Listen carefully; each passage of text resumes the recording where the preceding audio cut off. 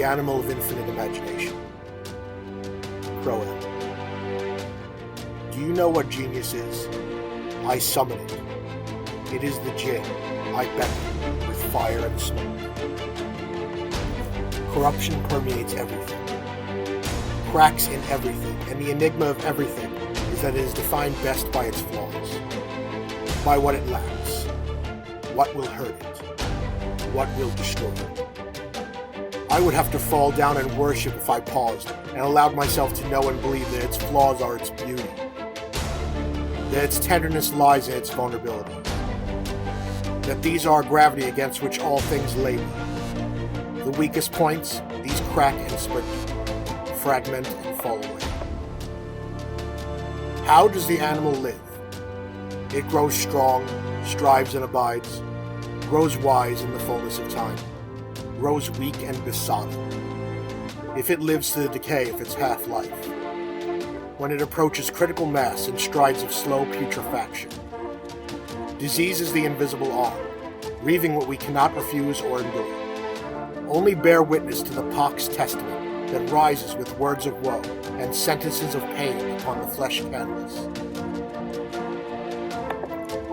This denigration and the torpid, but sure progression of tormentuous aches, and of these portents, that equally rend. Craft an algorithm of your flesh dissipation, and a written trend of the desiccation of reason. Slide into the corner of the floor in the last room you will inhabit. Cut your ruin into the walls. Remember this now, for just a short span. Draw me in like breath, and then again, when there is only so much life as exists past the final heartbeat, and after the last possible exhalation. When we will live one moment and be swallowed up in death. The slowing of reactions, recollections, it rot stinks the mortal senses of fear and transformation. The lights dim to a pinpoint, it all led to this timorous moment of fragility. Timber. Remember this memoir of the trials and tribulations of he who spoke as the Atlantean. Remember the cracks in everything. 1. Heartbreak ad nauseum, or concussions of linear gravity. I think I spoke of the moment my vanity broke. Dropped in some careless moment, I was forced to come awake into the shared reality. A catalyst for many resentments, seething beneath the surface, when I became more destructive, belligerent, venomous. Perceptions, electromagnetic bonds, and emotional attachments. I destroyed them, one by one, not with my hands, but with my heart. A black cloud follows my name still, and I am considered mercurial at best.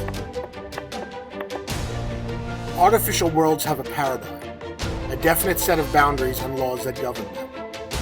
This always fascinated me, and I went to great lengths to test those laws of governance. I would make things happen that would utterly baffle the virtual intelligence, which is to say, the predetermined set of reactionary algorithms. Watching these predetermined actions adapt to new situations was like witnessing the birth of new realities. If I could share anything I learned with you, I might choose to share that knowledge.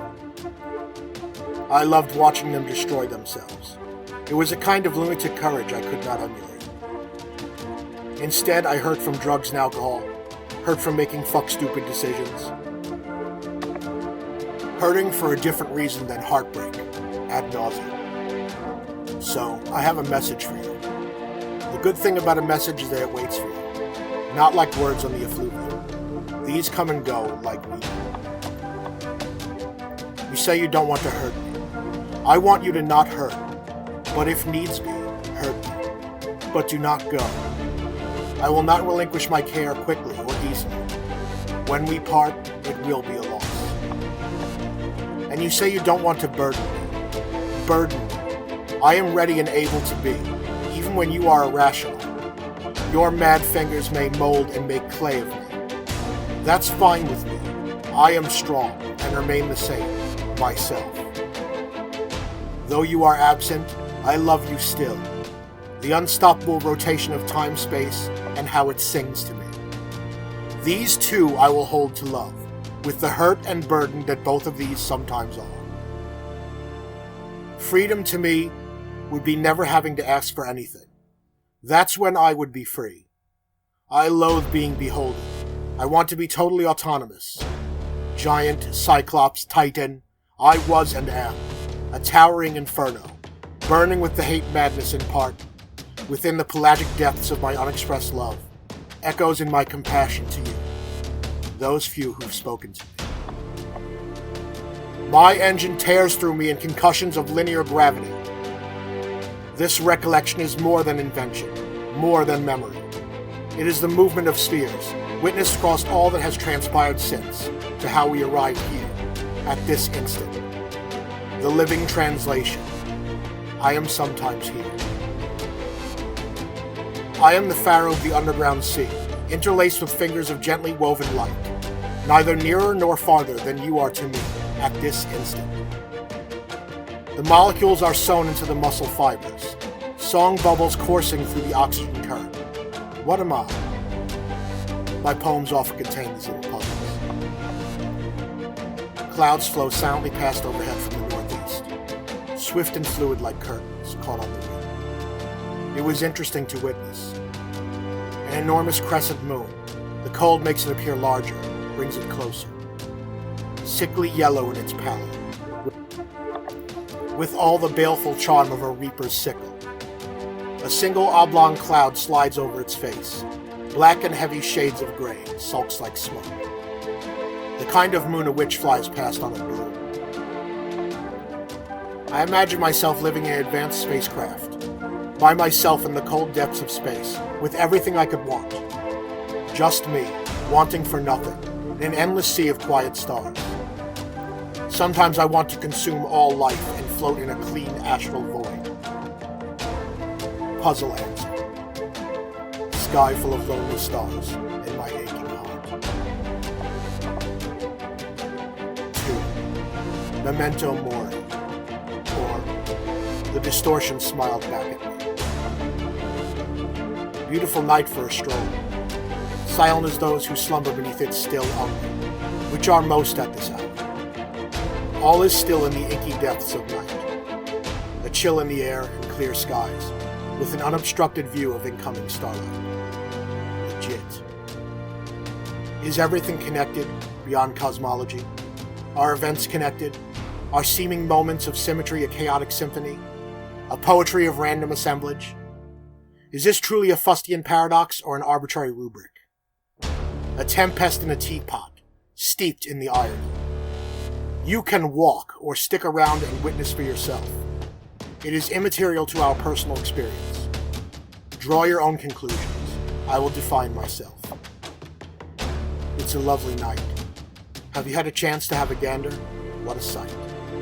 Immense clouds of a milky red hue, menacing in their low orbits. Cold without bite, wind without words, quiet. Stars, but no moon. Long pants, skull cap, leather jacket. The man all in black feels quite encumbered on a cold and windy winter's night. Time seems to wander off on its own for a while, and passes weirdly disjointed from me. Lost in thoughts. Wind turns gusty, but feels nice in all this armor. My strides are sure, even for the low light afforded by moon and stars in this favored hour before dawn. Left hand holding the MP3 player. Right arm is closest to the foliage, swings loose and free. My arm touches a long, soft leaf, and in that instant of that brief contact, the ladybug is there, is still for just one more beat, and then begins to crawl down my arm. My canter is uninterrupted. I am instilled with the depths of the music. 5 more strides forward and my arm brushes another slightly lower leaf. In that instant, the ladybug steps onto it and we part ways. From step to step, leaf to leaf, without pause, in the span of a few heartbeats. Brings this treasured passage to mind. Longing for the unknown, I have seen the face of God in the briefest of moments, when I was humbled by the depth of beauty, by shameful defeats, by the enormity of life itself. Time passes, the bright moon is shrouded, its light diffuse. There is a motionless but pervasive fog, as if the waking world were trapped still in that gravitas, ill at ease of some unremembered dream. Perhaps a distemper brought on by the continental clash of seasons, manifest in this confusion of air pressure and distortion of vapors, humid as a bomb, with the menace of some miasma, some remembered obloquy that hung about my nostrils in the blackest hour before dawn. Lonely feels like pulling your grilled cheese sandwich apart, and those long sagging strings say, meh. Feels like broken cobwebs fingers trailing in a light steady breeze. Tastes like nothing in the fridge. Looks like darkness in a quiet room. Fingers that play silently, violently across the strings of a violin. Lips that pantomime words in a tremulous moment of sleep. Observed by those deaf to the images that play behind curtains and beneath sheets. Fingers that grasp at nothing. The shadow of an eye slanting downward in low background light through a vacant doorway. Yes, I'm here. Stood at the foot of the basin, gazing downward, smiling into the sparkling waters. The distortion smiled back at me. Remember that you must die, it almost whispers, through its wavering pantomime expression. We contemplate each other, and for a moment, neither of us were silent. 3. Synthesis, or Sun Thesis. I was out the door almost as soon as I woke.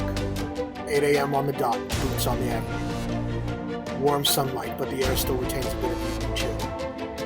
This contrast pleases me. Cars whir past. There is a patch of fresh cement I consider putting my mark upon, but just divert around into the grass. Take the crosswalk at the far end like usual.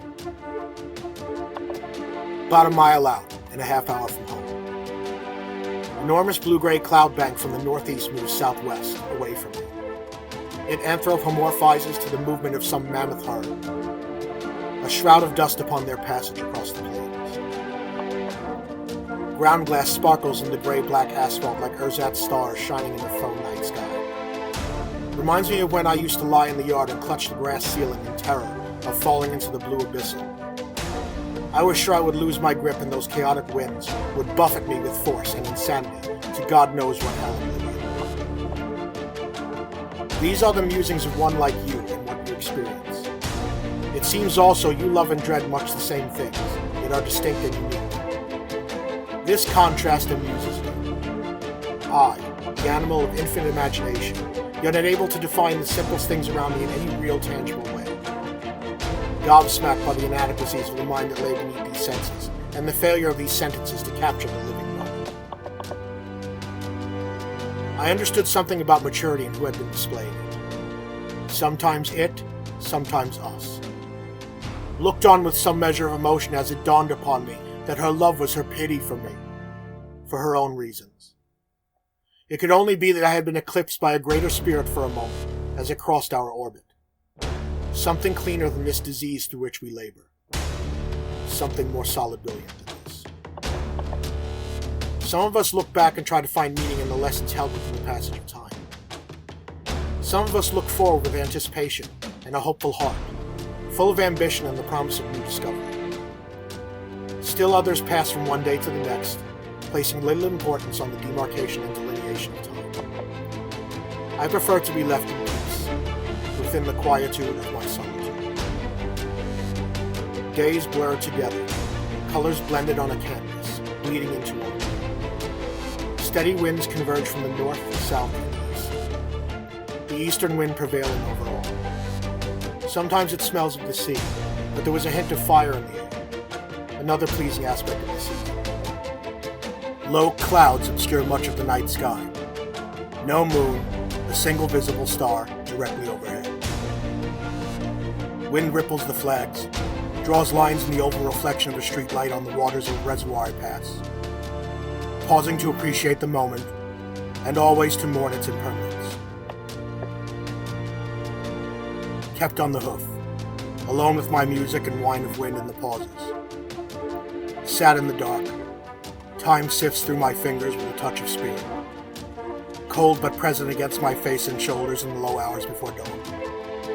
unfathomable, intangible. Space and time part ways as recollection dominates, and minutes pass oblivious to my knowing. Focused on a photograph. Clouds part to reveal the bounty of the night sky. I look around, but the moon is hiding. It's cold, but it doesn't touch me. The night seems illuminated, even where there is no visible light present. I move mechanically upon my feet as if in a dream, in solemn expectation of waking. I've parted ways with many, new friends, lifelong friends.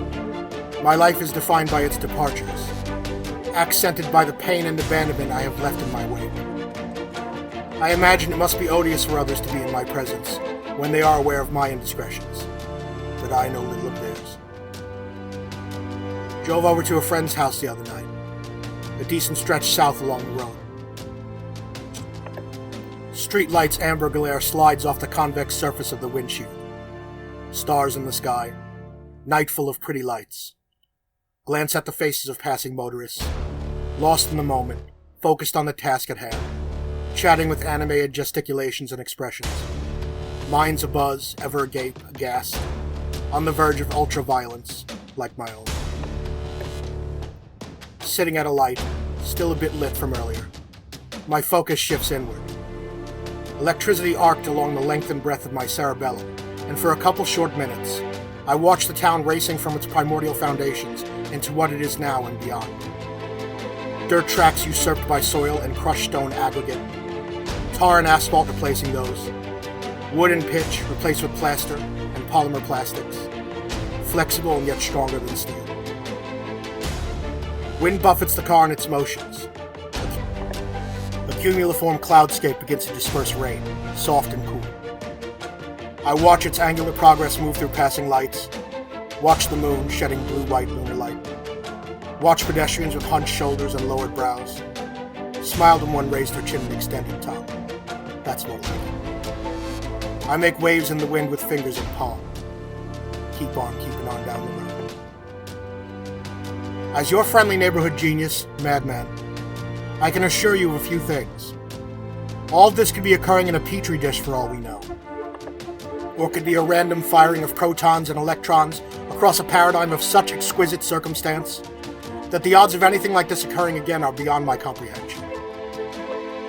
Either way, or in any event, this tiny world that we share, sucking in breaths and tucking back bits of breech wind in polite company, is a college of absurdities, presented as standards and absolute certainties, all so that we can passively conform to the shape of each other.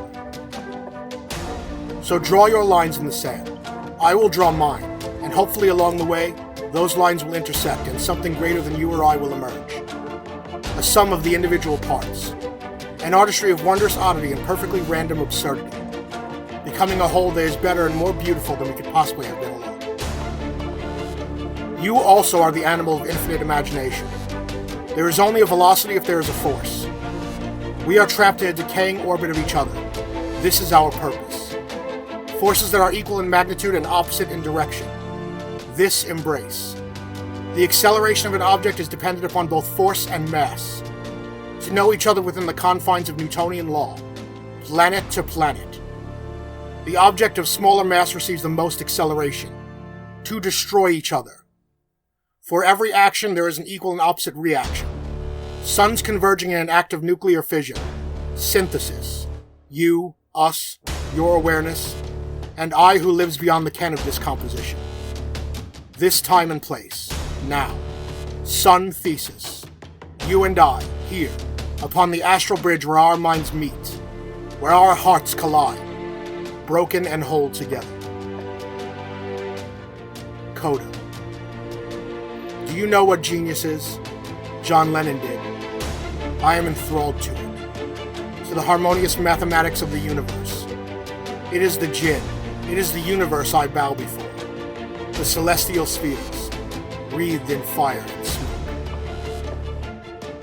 Corruption permeates everything, cracks in everything, and the enigma of everything is that it was defined best by its flaws, by what it lacked, what could hurt it, and what destroyed it. I will fall down and worship as I pause and allow myself to know and believe that its flaws are its beauty, that its tenderness lies in its vulnerabilities. Space, time, these are a gravity against which all things labor. The weakest points, these crack and splinter, fragment and fall away. But that which is immortal had residence within this essentially hollow atomic shell. My voice, my heart, that which is immortal remains. How does the animal die? It grows weary, slows and abides, grows weak and besotted in the fullness of time, is rendered into its constituent elements. It has lived to the decay of its half-life. It has reached its critical mass, crossed the final threshold of slow putrefaction. Remembrance is the invisible arm, denying what we could not refuse or endure, only bear witness to. The pox testament that rose with words of woe and sentences of pain upon the flesh canvas has also been consumed. This denigration and the torpid but sure progression of tormentuous aches, and of these portents, that equally end. Craft an algorithm of your unending energetic transformation, and a written trend of the awesome magnitude of reason. Rise now from the corner of the floor in the last room that was your prison. Immortal. Sing your emancipation into the walls. Remember me now for just a short span. Draw me into your most intimate circle. Discard me when there is only so much time as exists past this final embrace, and after the last possible communion. When we will live one moment and be swallowed up into the great black singularity. The slowing of chemical reactions, synaptic responses, when their neural network dims and neurons cease their electrical firings. It rot stinks the immortal senses of fear and transformation. The lights rise to a crescendo. It all led to this timorous moment of eternity. Remember me then, immortal, Titan. Rest upon the tines of my trident. Ride the currents of my lightning into the ground where I lie. Remember this manifesto of the trials and triumphs of he who spoke as the Atlantean. Remember the cracks in everything. The Animal of Infinite Imagination, or Eclipsed by a Greater Spirit, by Daniel Christensen, writing as the Fire Elemental.